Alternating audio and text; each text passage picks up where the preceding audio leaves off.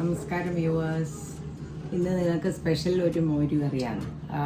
അതിൻ്റെ പിന്നെ ഇൻഗ്രീഡിയൻ്റ് എന്ന് പറഞ്ഞു കഴിഞ്ഞാൽ നമ്മളെ കുമ്മട്ടിക്ക, വത്തക്ക, വാട്ടർമെലൺ, അതിൻ്റെ തോലിൻ്റെ അടിഭാഗമില്ലേ, തോലിൻ്റെ ഉള്ളിൽ വരുന്ന വൈറ്റ് കളർ ഭാഗം അത് മുറിച്ചെടുത്തിട്ട് അതിനെ കൊണ്ട് മോര് കറി. അതാണ് ഇന്ന്. മനസ്സിലായോ? വത്തക്കേൻ്റെ ഉള്ളില്ലേ, നമ്മൾ ഈ തോല് കഴിഞ്ഞ ഉടനെയുള്ള ഭാഗമായത്, ആ ഭാഗം സ്ക്വയറായിട്ട് ചെറുങ്ങനെ മുറിച്ചിട്ടിട്ട് അതിനെ കൊണ്ടുള്ള മോര് കറി. ഭയങ്കര ടേസ്റ്റാണ്. അതൊന്നും കളയേണ്ട ആവശ്യമില്ല. ഈ പച്ചത്തോല് മാത്രമേ കളയണ്ട, അതിൻ്റെ ഉള്ളിലത്തെ മാംസമായത്. അത് കാണിക്കാനാണ് ഞാനിത് ഇങ്ങനെ വെച്ചിന്, നിങ്ങൾക്ക് കാണിച്ചു തരാൻ ഇന്നതാ കാര്യം എന്ന്. കരുവേപ്പില 3 സ്പ്രിറ്റ്സ്, 6 പച്ചമുളക് നടുവെ പൊളന്നിട്ട് വെച്ചിട്ടുണ്ട്. ചെറിയ ബത്തക്കേൻ്റെ അര ബത്തക്കേൻ്റെ തോലിൻ്റെ ഉള്ളിലുള്ള സാധനങ്ങളാണിത്.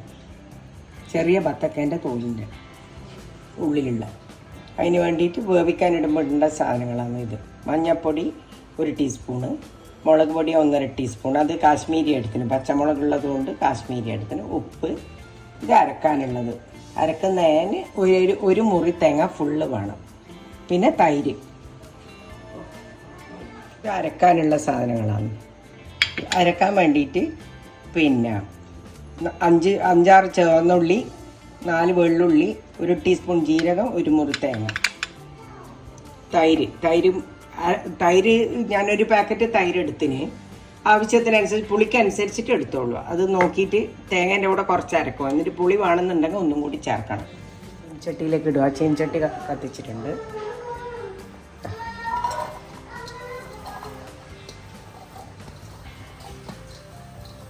അപ്പോൾ ബത്തക്കേൻ്റെ തോലൊന്നും ഇനി ആരും കളയണ്ട. പച്ചക്കളർ മാത്രം മുറിച്ചിട്ട് അതിൻ്റെ നടുവിലത്തെ കഴമ്പ്, ചുവന്ന സാധനം എടുക്കാൻ പാടില്ല. ഒരു ഗ്ലാസ് വെള്ളം ഞാൻ ഒഴിച്ചിട്ടുണ്ട്. അതിൻ്റെ കൂടെ നമ്മൾ നേരത്തെ എടുത്തു വെച്ച മഞ്ഞൾപ്പൊടി, മുളക് പൊടി,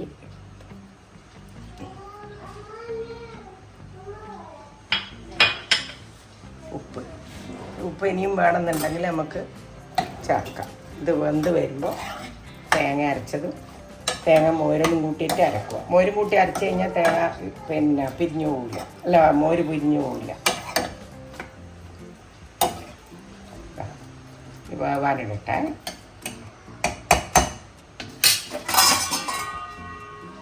എടുത്ത് വെച്ച 1 മുറി തേങ്ങ, 1 ടീസ്പൂൺ ജീരകം, 4 വെള്ളുള്ളി, 5-6 ചുവന്നുള്ളി എല്ലാം കൂട്ടിയിട്ട് നല്ലോണം അരക്കാൻ പോകും.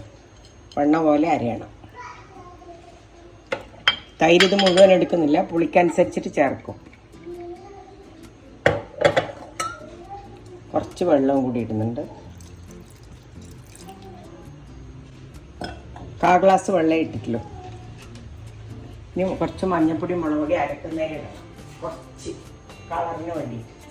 1/4 സ്പൂണ് കാശ്മീരി ചില്ലി കളറിനാണ് ഇത്. ഇതൊന്നും ഇതിന് വേണ്ടിയിട്ടല്ല, അതിന് വേണ്ടുന്നതല്ല അതിലിട്ട് കഴിഞ്ഞു. 1/2 ടീസ്പൂൺ, അരന്നില്ല, 1/4 ടീസ്പൂൺ മഞ്ഞൾപ്പൊടി അതിലും ഇട്ടിട്ടുണ്ട്. അതുകൊണ്ട്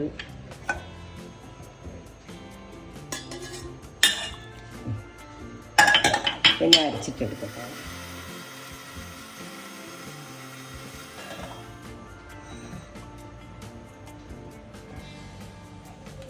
ബത്തക്ക തിളക്കുന്നുണ്ട്.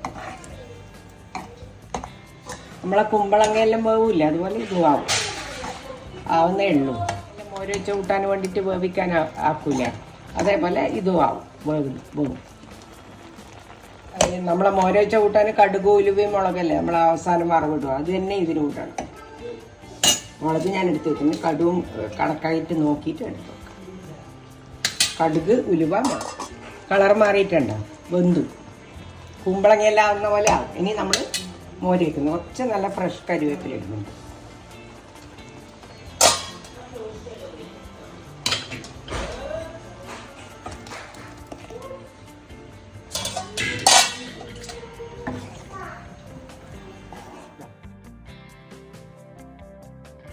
ഞാൻ പുളിയൊന്ന് നോക്കട്ടെ. പുളിയും ഉപ്പും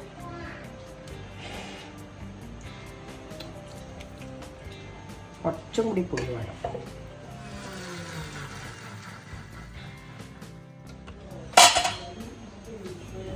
പുളി പോരാ, അതുകൊണ്ട് കുറച്ചും കൂടി വെക്കണം. കുറച്ച് വെള്ളം കൂടി എടുത്തിനെ ഞാൻ. തൈരും വെള്ളവും കൂടി അടിച്ചത്.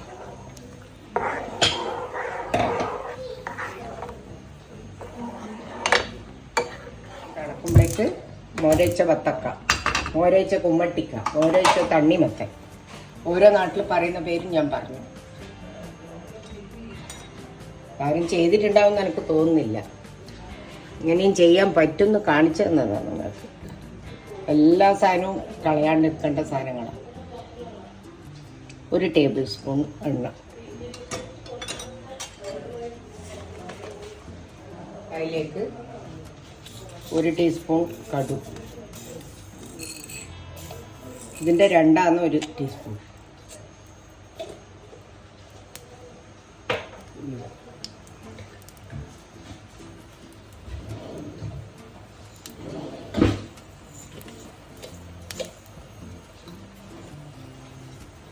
അര ടീസ്പൂൺ വേണം.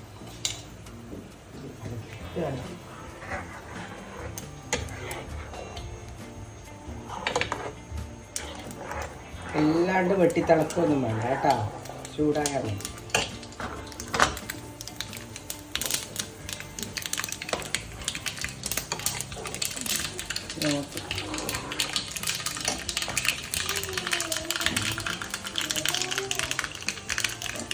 കടുക് പൊട്ടി, അര ടീസ്പൂൺ ഉലുവ ഇട്ടു.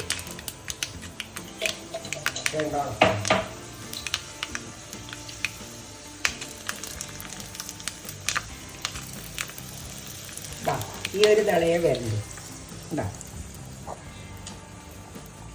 കണ്ടോ, ഓഫായിക്കൊള്ളുക. വറവിടുന്നതാണേ.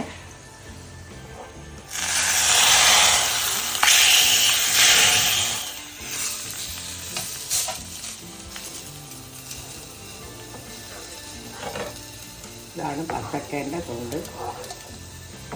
പച്ചക്കേൻ്റെ തോല്, പച്ചക്കളറില്ലാത്ത തോലെടുത്തിട്ട്, തോലിൻ്റെ ഉൾഭാഗം എടുത്തിട്ട് ഉണ്ടാക്കിയ മോര് കൂട്ടാം. എല്ലാവരും ട്രൈ ചെയ്ത് നോക്ക്. അങ്ങനെ വാട്ടർമെലൺ സ്കിന്നിൻ്റെ മോര് കറി റെഡിയായി. ഇത് നിങ്ങൾ കണ്ടിട്ട് ഷെയർ ചെയ്യണം, സബ്സ്ക്രൈബ് ചെയ്യണം, എന്നിട്ട് എന്നെ കമൻസും അറിയിക്കും.